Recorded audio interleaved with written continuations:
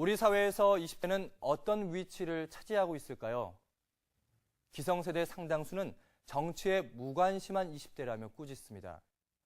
물론 대선과 총선, 지방선거 등 각종 투표에서 최저 투표율을 기록한 20대는 스스로 자신의 존재를 알릴 수 있는 기회마저 놓치고 있었는지도 모릅니다.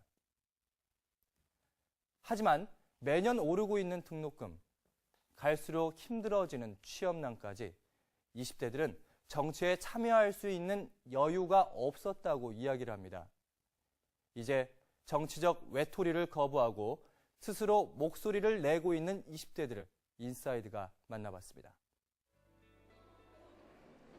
대선, 총선, 지방선거 탈 것 없이 투표율 최저를 기록하고 있는 지금의 20대. 저희는 투표율이라는 주제를 가지고 우리가 투표 안 하는 이유, 다 20대분만 모이신 거잖아요. 지금 그래서 우리가 투표 안 하는 이유라는 주제를 가지고 서로 이야기를 나눌 거예요. 저번 18대 총선 자료라고 알고 있는데 20대에서 적극적인 투표 의사층이 20포인트나 떨어졌다고 나와 있어요. 열정적으로 정치에 관여했던 이전 386 세대와 비교해 볼 때 지금의 20대는 정치와 거리가 멀어 보인다. 그들이 정치 참여에 적극적이지 않은 이유는 무엇일까?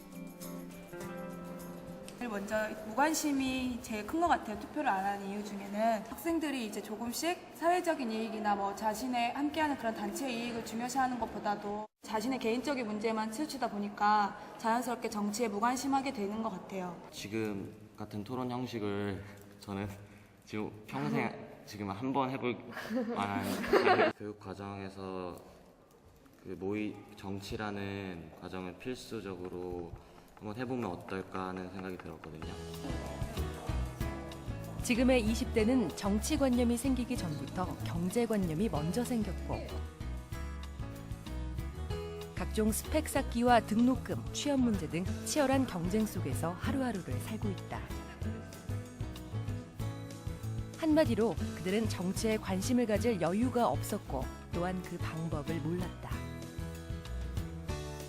그것은 자연스럽게 정치에 대한 무관심과 불신으로 이어졌다. 정치가 밥 먹여주냐라고 생각을 한대요.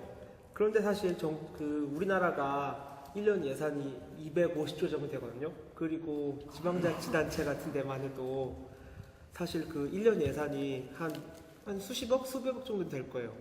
그러니까 이게 우리가 어떤 정치인을 뽑고 그 정치인이 어떤 정책을 가지고 어떤 사람들에게 어떤 혜택을 줄 것이냐가 굉장히 중요한데, 저도 20대 정치인이 나올 수 있다고 생각을 하거든요. 그래서 정말 20대의 의견을 대변하고 20대의 그 권리와 그런 걸 대변하는 20대를 위한 정책을 만드는 그런 20대 정치인이 나올 수 있지 않을까.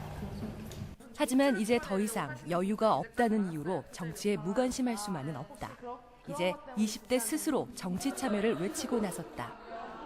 모른 척할 수 없을 정도로 이제 20대들도 성장해 왔고 또 이미 30대나 그 이후에 40대나 50대나 층들이 정해져 있는 유권자들은 움직이지 않는 부동표들도 많잖아요. 근데 20대들은 아직 모르기 때문에 또 후보들이 관심을 가져야 되는 세대라고 생각합니다.